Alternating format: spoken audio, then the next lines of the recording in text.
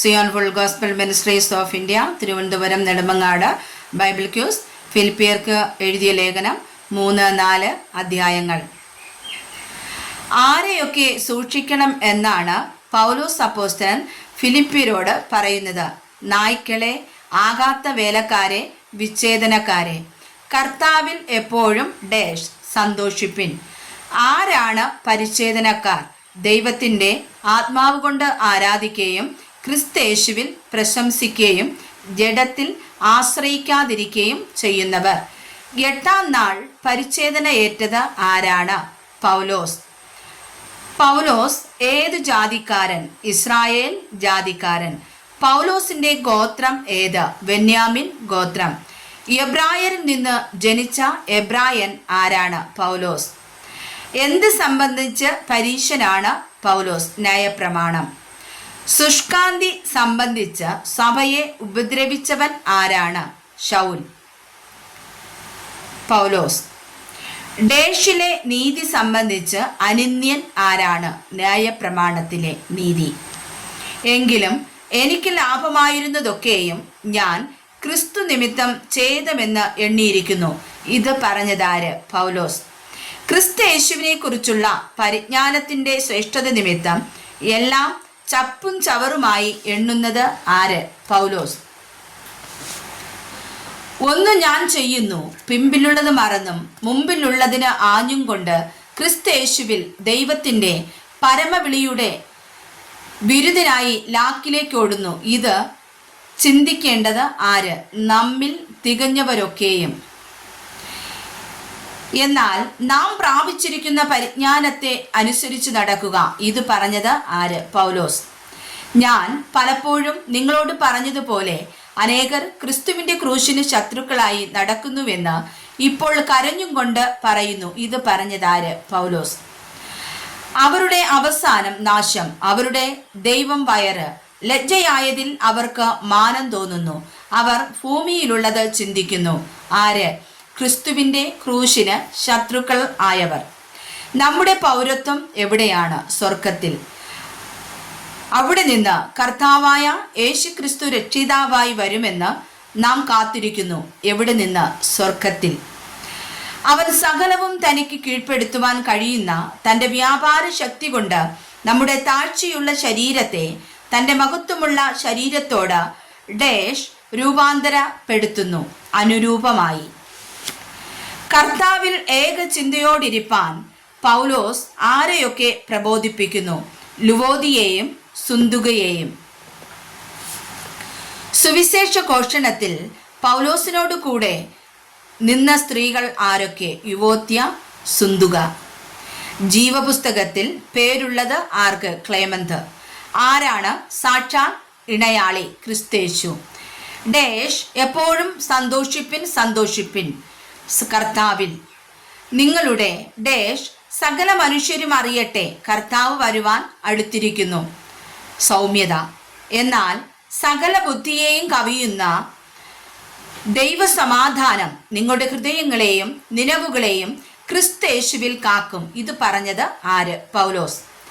സത്യമായത് ഒക്കെയും ഘനമായതൊക്കെയും നീതിയായതൊക്കെയും നിർമ്മലമായതൊക്കെയും രമ്യമായതൊക്കെയും സൽകീർത്തിയായതൊക്കെയും സൽഗുണമോ പുകഴ്ചയോ അതൊക്കെയും എന്തു ചെയ്യണം? ചിന്തിച്ച് കൊള്ളണം. എങ്ങനെയുള്ള ദൈവം നമ്മോട് കൂടെയിരിക്കും? സമാധാനത്തിൻ്റെ ദൈവം.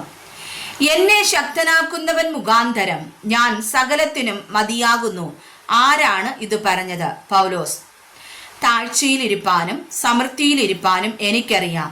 തൃപ്തനായിരിക്കാനും വിശന്നിരിപ്പാനും സമൃദ്ധിയിലിരിപ്പാനും ബുദ്ധിമുട്ട് അനുഭവിപ്പാനും എല്ലാം ഞാൻ ശീലിച്ചിരിക്കുന്നു. ആരാണ് ഇത് പറഞ്ഞത്? പൗലോസ്. സുവിശേഷ ഘോഷണത്തിൽ പൗലോസിനെ വരവ് ചെലവ് കാര്യത്തിൽ കൂട്ടായ്മ കാണിച്ചത് ആര്? ഫിലിപ്പിയർ. പൗലോസ് എവിടെ നിന്നാണ് ഫിലിപ്പിയിലേക്ക് വന്നത്? മക്കദോനിയയിൽ നിന്ന്.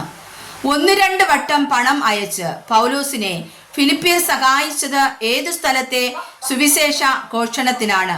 തെസലോനിക്ക. നിങ്ങൾ അയച്ചു തന്നത് സൗരഭ്യവാസനയായി ദൈവത്തിന് പ്രസാദവും സുഗ്രാഹ്യവുമായ യാഗമായി ഡേഷിന്റെ കയ്യിൽ ഞാൻ പ്രതിഗ്രഹിച്ച് തൃപ്തനായിരിക്കുന്നു. എപ്പഫ്രോദിത്തോസിന്റെ. എൻ്റെ ദൈവമോ നിങ്ങളുടെ ബുദ്ധിമുട്ടൊക്കെയും മഹത്വത്തോടെ തൻ്റെ ധനത്തിനൊത്തവണ്ണം പൂർണ്ണമായും ക്രിസ്തു യേശുവിൽ തീർത്തു തരുമെന്ന് പറഞ്ഞത് ആര്? പൗലോസ്. ക്രിസ്തു യേശുവിൽ ഓരോ വിശുദ്ധനെയും വന്ദനം ചെയ്യുവിനെന്ന് പറഞ്ഞത് ആര്? പൗലോസ്. വിശുദ്ധന്മാർ എല്ലാവരും വിശേഷാൽ കൈസര്യരുടെ അരമനയിലുള്ളവരും നിങ്ങളെ വന്ദനം ചെയ്യുന്നുവെന്ന് ഫിലിപ്പിയരോട് പറഞ്ഞത് ആര്? പൗലോസ്. കർത്താവായ യേശുക്രിസ്തുവിന്റെ കൃപ നിങ്ങളുടെ ആത്മാവിനോട് കൂടെ ഇരിക്കുമാറാകട്ടെ എന്ന് പൗലോസ് ആരോടാണ് പറഞ്ഞത്? ഫിലിപ്പിയരോട്. 3-ാമത്തെ അധ്യായത്തിൽ എത്ര വാക്യമുണ്ട്? 21 വാക്യം. 4-ാമത്തെ അധ്യായത്തിൽ എത്ര വാക്യമുണ്ട്? 23 വാക്യം. പിതാവായ ദൈവത്തിൽ നിന്നും കർത്താവായ ക്രിസ്തു യേശുവിൽ നിന്നും ഫിലിപ്പിയർക്ക് എന്തെല്ലാം ഉണ്ടാകട്ടെ എന്നാണ് പൗലോസ് ആശംസിക്കുന്നത്. കൃപയും സമാധാനവും.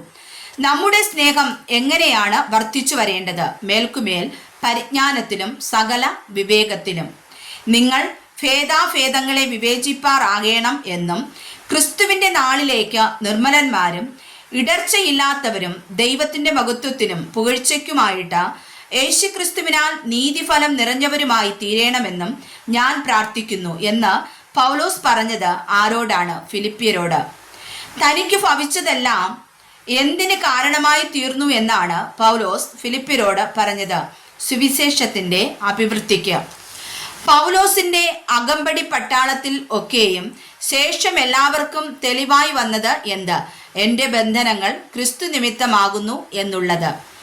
സഹോദരന്മാർ മിക്കവരും പൗലോസിന്റെ ബന്ധനങ്ങളാൽ കർത്താവിൽ ധൈര്യം പൂണ്ട് ഭയം കൂടാതെ പ്രസ്താവിപ്പാൻ അധികം തുനിഞ്ഞത് എന്താണ്? ദൈവത്തിന്റെ വചനം. നല്ല മനസ്സോടെ ക്രിസ്തുവിനെ പ്രസംഗിക്കുന്നവർ എന്തിനായിട്ടാണ് അത് സ്നേഹത്തിൽ ചെയ്യുന്നത്? സുവിശേഷത്തിന്റെ പ്രതിവാദത്തിനായിട്ട്. പൗലോസിന്റെ ബന്ധനങ്ങളിൽ ക്ലേശം വരുത്തുവാൻ ഭാവിച്ചുകൊണ്ട് ശാഠ്യത്താൽ ക്രിസ്തുവിനെ പ്രസംഗിക്കുന്നവർ എങ്ങനെയല്ല അത് ചെയ്യുന്നത്? നിർമ്മലതയോടെ അല്ല. ഇതിൽ ഞാൻ സന്തോഷിക്കുന്നു, ഇനിയും സന്തോഷിക്കും. ഏതിൽ സന്തോഷിക്കുന്നു എന്നാണ് പൗലോസ് പറയുന്നത്?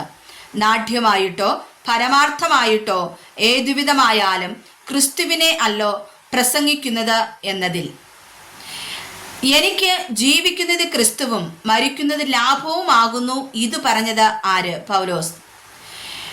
വിട്ടുപിരിഞ്ഞ് ക്രിസ്തുവിനോട് കൂടെ ഇരിപ്പാൻ എനിക്ക് കാംക്ഷയുണ്ട്, അത് അത്യുത്തമമല്ലോ എന്ന് പറഞ്ഞത് ആര്? പൗലോസ്. എന്തിനായി ഞാൻ ജീവനോടിരിക്കുമെന്നാണ് പൗലോസ് ഫിലിപ്പിയരോട് പറഞ്ഞത്? വിശ്വാസത്തിന്റെ അഭിവൃദ്ധിക്കും സന്തോഷത്തിനും ആയി.